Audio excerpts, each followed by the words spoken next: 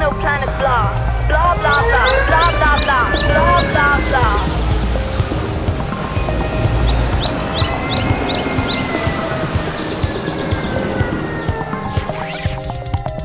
Kinka, klima eta natura krisia.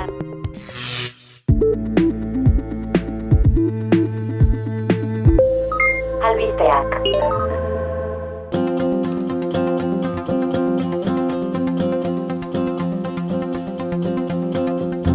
Kaixo entzule, zer moduz?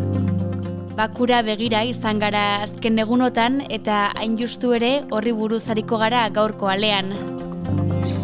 Horri heldu baino lehen baina beste albistei erreparatuko diegu.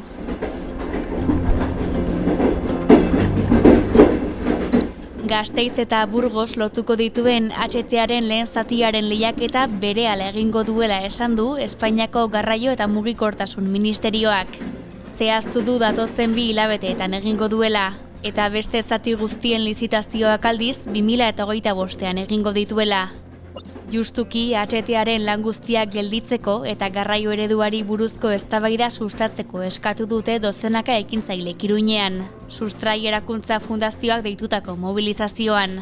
Salatu dute kalte konponezin askotarikoak eragingo dituela lurraldean. Imanol Pradales Eusko Jaurlaritzako lehendakariak iragarri duenez, gobernuak 5 milioi euroko inbertsio bat egingo du meteorologia eta hondamendien prebentziorako zerbitzuak berritzeko. Eta meteorologia ardatz hartuta hain zuzen, asteburu honetako haizeteak aipatu behar ditugu. Besteak beste haizeak argindarri gabe utzi ditu Lapurdiko hainbat herri. Eta kalte askotarikoak eragin ditu Euskal Herriko beste hainbat txokotan ere. Balmasedan 2022an kiskalitako 16 hektareako eremu bat irlandatu du basoa bizi proiektuak. Bizkaian azken 30 urteotan izandako suterik latzena izan zen. Errez ziren 500 hektareetatik 16 birlandatu dituzte. 200.000 euroko isuna galdegin dute Agur esnetegiaren aurka. Alboan dagoen erreka kutsatu izana egotzi diote. Hala, enpresa bigarren aldiz heldu da auzitara arrazoi beragatik. Txanponaren beste aldean absolbitu egin dituzte Guggenheimeko fatxadari garbitu daiteken pintura bota zioten 2 ekologista. Hasieran 90 euroko isuna ezarri zieten eta 400 euroko kalte ordaina ordaintzeko agindu. Baina helegitea jarri ostean Bilboko auzitegiak absolbitu egin ditu. Horiek lerroburu nagusietako batzuk eta jarraian beste edukiak. Gaurkoan aurreratu bezala COP biltzarraz. Gaur Kinka podcastean COP 29 biltzarra, finantzaketa akordio eskas bat eta korapilo ugari.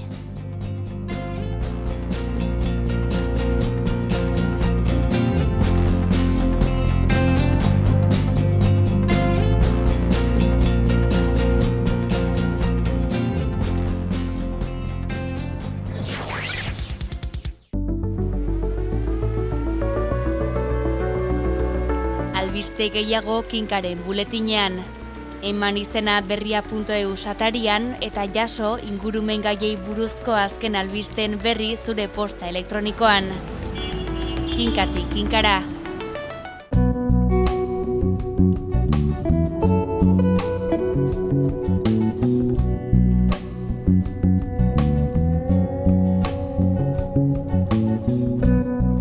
Kaixo, Nagore, lantxo bat jarri zenean aurrekoan, gogoratzen? Bai, gogoan dut, eta egin duzu? Bai, noski zer uste duzua. Ea, zeri buruz ariko gara gaurkoan? Gaurkoan nekazaritza birsortzaileari buruz. Nekazaritza birsortzaileaz. Ados, entzuna du terminoa, baina azaldu sakonago holi. Nuri Madeo nekazaritza zientzietako ingeniariak kasurako hainbat argitalpen idatzi ditu gaiari buruz eta bere hitzetan degradatu beharrean birsortzen den nekazaritza mota da. Degradatu beharrean birsortzen den nekazaritza orduan. Bai, nekazaritza birsortzailea, hori da. Madeoren arabera, nekazaritza konbentzionalean ez da lurra kontuan hartzen, eta izpide dugun nekazaritza mota berriz, lurzoruan eta ura birsortzeko moduan oinarrituta dago. Hori baita bere esanetan, beti ere uzta orekatu eta osasuntsu baten funtsa. Hortaz, lurraren osasuna edo jartzen du erdigunean. Bai, hori da, lurzoruari oreka itzultzen saiatzen da nolabait, horrela, nekazaritza eta abeltzaintza sistema erresiliente bat sortzen da. Jasangarria da ekonomikoki eta baita ingurumenari dagokionez ere, eta noski baita sozialki ere. Ados, oso ondo oli, gustatu zait nola egin duzu nire papera?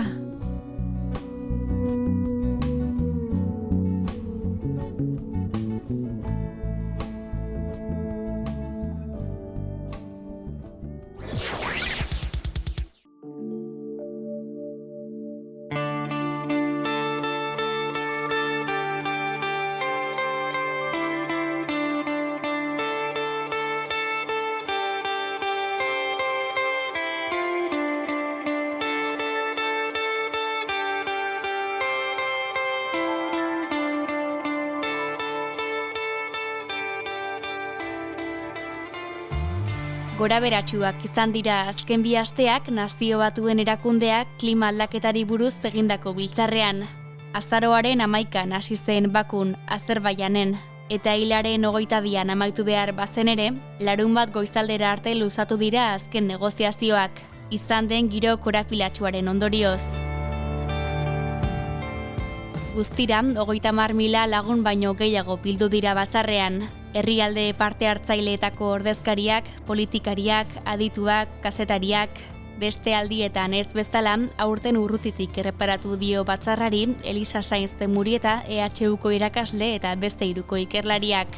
Hoi bezala, adeitasun oso sartu du berriaren deia, eta puntuz puntu xeatu ditu biltzarrean hizpide izan diren eztabaidagai nagusiak. Horietan sakondu baino lehen baina, 2 asteotan izan dituen inpresio ezaritu da. Bueno, nik esango nuke hasieratik presidentziak izan dituela hankasartze batzuk edo arazo batzuk gaiak agendatik hasita lehenengo egunetik, eta horrek markatu duela nolabait goibilera honen nondik norakoak. Orduan, sentsazioa, oso gai potoloa zegoen mai gainean, finantziazioarena, alegia, aldez aurretik bagenekien arantzan asko zituen gaia zala, gai korapilotsua zala, baina, esango nuke maiz gertatzen den bezala, emaitzak gazigozoak behar bada beste batzuetan baino gaziagoak. EHUko irakasle eta beste 3 ikerlariak esan bezala, finantzaketa izan da gai zentrala.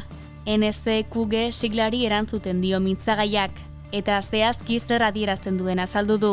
Ingelesez esan nahi du New Collective Quantified Goal, eta euskaraz esango genuke klimaren finantzaketari buruzko helburu kolektibo eta kuantifikatu berria dela. Izen korapilotsu hau nolabait azkenean erantzuten dio aspaldiko behar bati, ez? Orain arte mai gainean dagoen finantzaketa helburua 2009an onartu zen Kopenhagen burutu zen goi-bileran, eta 2020tik aurrera herrialde industrializatuek edo herrialde aberatsek adostu zuten mai gainean jarriko zituztela $1.000 milioi garatu bidean dauden herrialdeei laguntzeko. 2020an hasi zen jarri zen martzan helburu hau, baina igaz bete zan lehen aldiz 1.000 milioiko langa hori, ez? Beraz, garatu bidean dauden herrialdeen aldarrikapena ez da berria, orain dela urte batzuk daramatzate esaten guk ekarpen txikiagoa egin diogu klima aldaketari, eta jasaten ari gara klima aldaketaren eragin larrienak, gainera zaurgarriagoak gara, eta erantzuteko laguntza behar dugu, ez? Honi erantzuteko mai gainean jarri zen, zuk aipatu duzun NSQG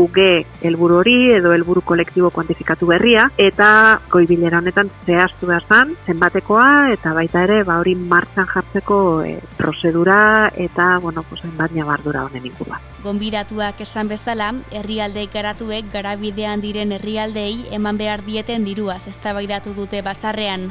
Izan ere, bistan da herrialde guztiek ez dutela ardura bera klima eta natura krisian, eta are guztiak ez direla maila berean zaurgarri. Christian et Gobernuz kanpoko erakundeak biltzarra hasi baino astebete lehenago argitaratu zuen ikerketa baten arabera, hain justu ere, klima eta natura krisiak gehien jotako 10 herrialdeek klima finantzaketaren 2% baino gutxiago jasotzen dute. Zalantzarik gabe adierazgarriak dira datuak. Eta batzarrean finkatutako finantzaketa kopuruek ez dute asko aldatuko argazki hori. Ez behar beste behintzat. Sainz de Murieta. Gero eta klima aldaketaren inpaktu larriagoak jasotzen ari dira garatu bidean eta danak orokorrean, eta dagoeneko gertatzen ari diren kalteak ikusita, gero eta animazio eta ikerketa gehiago daude. Orduan mahai gainean daude zenbaki desberdinak, baina badirudi beharrezkoa den finantzaketa izan zitekeela bilioi bat baino handiagoa, eta zehazki 1,3 bilioi dolarreko finantzaketa urtero. Zer gertatzen da adostutako helburuarekin? Helburu horretatik oso urrun gelditu dela. 300.000 milioi euroko kopurua zehaztu eginda erabakian. Lehen esan dut, orain arte mahai gainean zegoela 100.000 milioi zirela, beraz, hirukoiztu egiten da finantzaketa, baina, klaro, gelditzen da, garatu bidean dauden herrialdeen beharrak sartzen zutena, baino edo sartzen zuten kopurutik oso urrun, ez? Orduan, hor dago gatazka hori. Espero bezala, garabidean diren herrialdeek ez dute begionez ikusi hori, eta serre bezain suminduta agertu dira erabakiaren inguruan. Ez dute begionez ikusi, lehenengo kopurua bera urrun gelditzen dela, gero ere eurek aldarrikatzen zuten, kopuruaz gain prozedurak ere zehaztu behar zirela, finantzaketa tresna berriak uztartu behar zirela, ez bakarrik maileguen bidez, baizik eta baita ere dirulaguntza eta transferentzia zuzenen bidez. Zergaitik, azkenean maileguen bidez egiten diren ekarpenak askotan herrialde txiroen zorrak haunditzen dituztelako. Zan nahi dut, garatu bidan dauden herrialdeek eskatzen zuten, nolabait arkitektura finantziarioari buelta bat ematea, ez? Orduan, kopurua bera ez da nahikoa izan, eta gainera definizio falta ere egonda tresna berri hauei dagokionez, ez? Orduan, haserrea, eta nik esango nuke, hor egon diren tirabira arazo diplomatikoek ere ez dutela lagundu konfidantza eta egoera baretzen, ez? Eta irakurri izan dugu prentzan adibidez, Arabia Saudik jokatu duela oztopo edo oztopo dexente jarri dituela, ez? Prozesu honetan, eta besteak beste, normalean goi bilera baten presidentziak egiten duena da testu berria dagoenean herrialde guztien artean banatzen du aldi berean, badirudi goi bilera honetan Arabia Saudiko negoziatzaileek izan dutela sarbidea presidentziaren testu batzuetara beste herrialdeak baino lehenago, eta klaro, horrek mesfidantza eta sortzen du ezinegona eta zerrea, ez? Ez da erresa, beharra hor dago, garatu bidean dauden herrialdeek egin diote ekarpen txikien arazo honi, jasotzen ari dira, pairatzen ari dira arazo larrienak, gainera garatu egin behar duten prozesu baten murgilduta daude, eta garatu bidean dauden herrialdeek eskatzen dutena bidezkoa izan da ere, herrialde aberatsak ez dira gai izan behar horri erantzuteko. Aurkezpenean aurreratu bezala, negoziazioak korapilatu bakarrik ez, luzatu ere egin ditu finantzaketaren gaiak, eta ez bakarrik zehaztu beharreko kopuruak. Azken urteotan asko hasi diren herrialde batzuek, hala nola Txinak eta Saudi Arabiak, jokatu beharko luketen rolari buruzko ikuspegiek ere elkarrezketan aspilatu dute. Herrialde industrializatuek orain arte eta isurpen historikoei begiratzen badiegu oraindik erantzulen nagusiak dira. Beraz, Parisko Akordioan ere aurre ikusten da herrialde aberatsak izan behar direla finantzaketan lagundu behar dutenak, ez? Hori esan da ere, badaude beste herrialde batzuk, Txina adibidez, bere ekonomia izugarri aldatu dela, goitik bera aldatu dela. Azken 10 urtetan, gaur egun gorantza da herrialde, ez da aitortzen herrialde industrializatu bezala, baina ez da garatu bidean dagoen herrialde bat berez, eta Europa, Estatu Batuak eta beste herrialde industrializatuen partetik ere eskatu izan da horrelako herrialdei pausu bat aurrera matea, eta finantzak eta arloan ere bestelako ekarpenak eta konpromisoak eskatu dizkiete. Hartu den erabakian egiten da deia, ez? Deitzen zaie beste eragile batzuei, beste herrialde batzuei ere, finantzaketa arlo honetan laguntzeko, baina hori ere ez da gehiago zehaztu izan.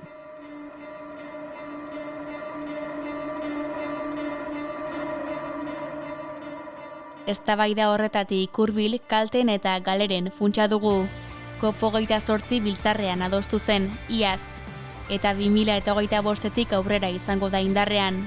Aurten ez da askorik hitz egin horri buruz, baina zehaztu da behintzat funtsorren aspektu garrantzitsu bat, Gai honekin gertatu izan dana da, eztabaida egon dela, berez kalteak eta galerak ere sartu behar ziren finantza helburu berri honen baitan, edo kanpoan gelditu bazan. Eta azkenean herrialdeek erabaki dute galerak eta kalteen funtsa helburu berritik kanpo geldituko dela. Karo, hemen ere ze gertatu da, ikusten dela da igaz egon zala indar handia, egon zirela konpromiso finantzario batzuk, baina horrek puntx edo indar pixka bat galdu duela, ez? Irakurtzen ari nintzen justo kopasi eta aurretik argitaratu dan ikerketa bat, eta esaten zuen datorren urtera begira, kalteen eta galeren finantziazio beharrak 400.000 milioi inguru direla. Hau da, oraingo goi bileran onartutakoa baino gehiago. Berez, honek ere erakusten du nolabait onartutakoa ez dela nahikoa izango, ez da kalteak eta galerak finantzatzeko ere, ez? Baina,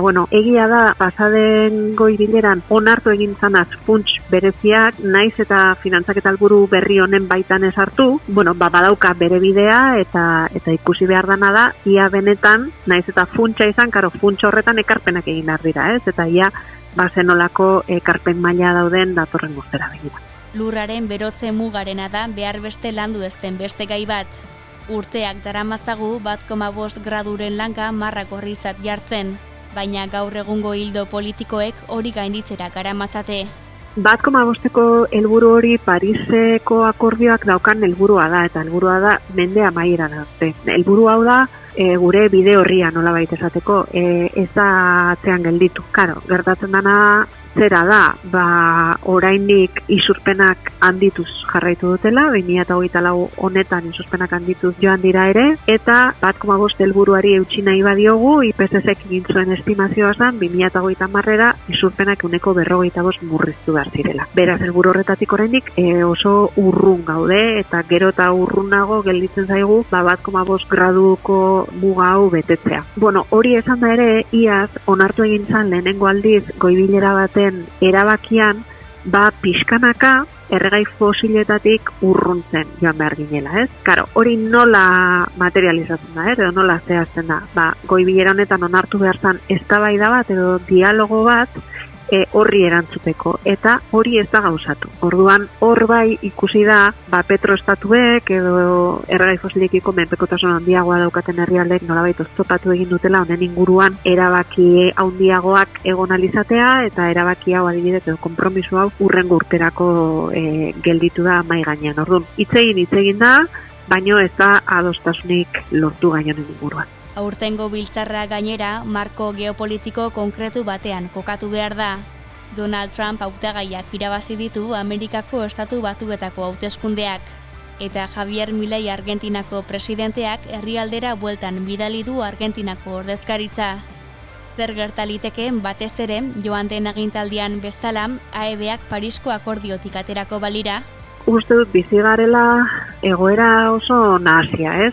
Mileik egia da bere delegazioa deitu zuela berriro Argentinara, baino gero esan zuen Argentina dela Parisko akordiotik aterako. Trumpen kasuan bere aurreko agintaldian bai esan zuen Parisko akordiotik aterako zala. Oraingoan nik ez dut entzun hori onartu duenik, baino egia da, ez duela klimaldaketaren gaian oso jarrera aktiboa izango hori denek badakite. Zer gertaliteke?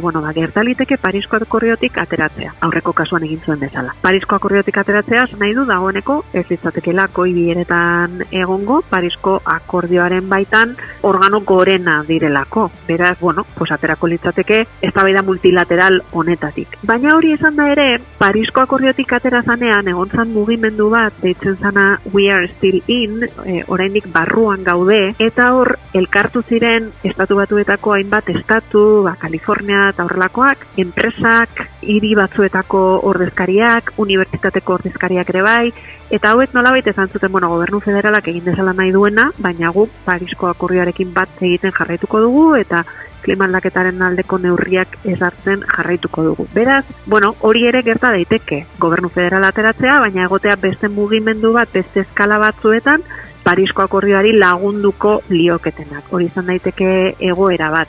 baina aurrikusteko dago. Egia dena da, noski, herrialde bezala ez dute, nik ez nuke esperoko, adibidez, finantziazioaren gaian ekarpen handiak agintzea, Segurazki finantziazioaren asuntoan, hor ezin dugu espero estatu batuek ekarpen handiak egitea. Eta hain zuzen, nik uste dut honek ere baldintzatu duela, erabaki epel honen zati handi bat, nolabait esatearren. Azkenean, estatu batuak finantziazio karpenen kanpo gelditzen bada, azkenean ardura dago, batez ere Europar Batasuna, Kanada, Japon eta horrelako herrialde gutxi batzuen esku,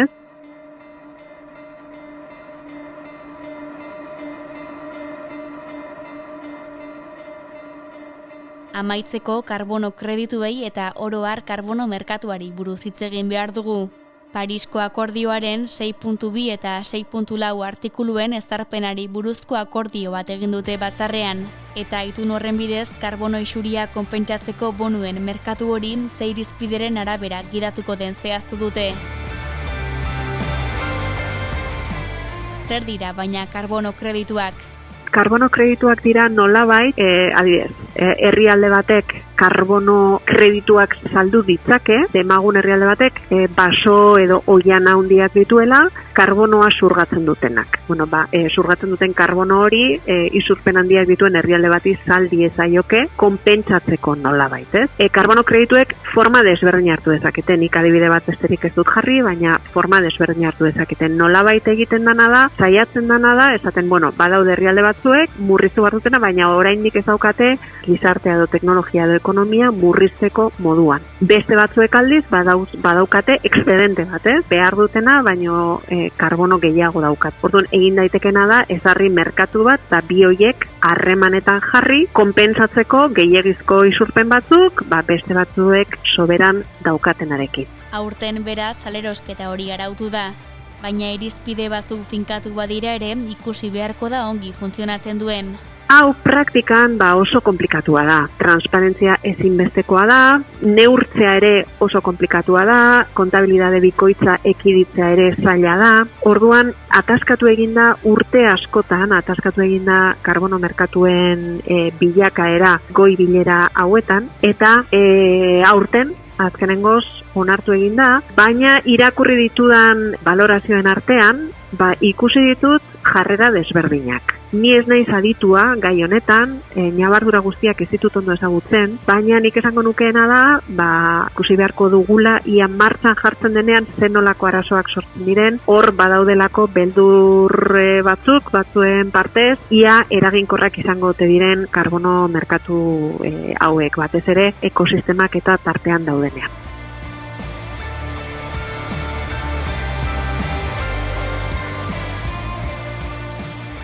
Beste urte batez, klima eta natura krisiari buruzko elkarrizketa askotarikoen epizentro izan da klima aldaketari buruzko batzarra. Adjektibo batekin lotu behar izanez gero, epela izan dela esan dezakegu. Akordio anbizio txurik ekarri ez duena. Datorren urtean Belenen izango da, Brasilen. Ea orduan bestelakoak diren lerroburuak.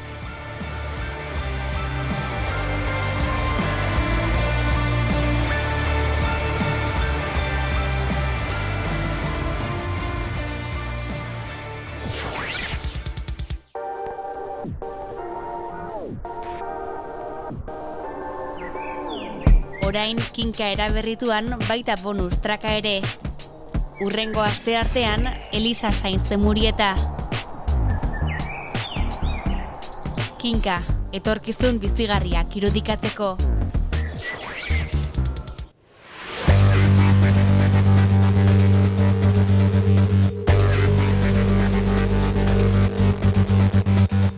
Tira, amaitzear gaude nagore eta rolak aldatzen hasita, errepasoa gaur zure kontu? Bai, amaitzear gaude eta ez gara errepasoa zahaztu. Nekazaritza birsortzaileaz aritu gara hiztegian eta erreportajean aldiz COP29 aritu gara Elisa Sainz de Murieta beste iruko ikerlariarekin. Ederki eta orain beti bezala kantuaren txanda, ez da hori zuri utziko dizut nagore. Zer kanturekin joango gara gaur? Gaurkoan Maskak taldearen Ekin ala gabe kantuarekin. Primerakoa. Astebete barru izango duzue gure berri Kinkaren bonus track berezian eta 2 aste barru berriz gaurkoan bezala ohiko erritmoan. Berriaren klima eta natura krisiari buruzko Kinka podcastean. Eta gogoratu entzule, hitzordu horiek egin ahal izateko beharrezkoa zaitugula eta beraz, gustora entzuten bagaituzu arpidetu buletinera eta egin berria laguna. Eskerrik asko Oli eta eskerrik asko Oinez bestaldean zaudeten guztioi ere. Agur agur!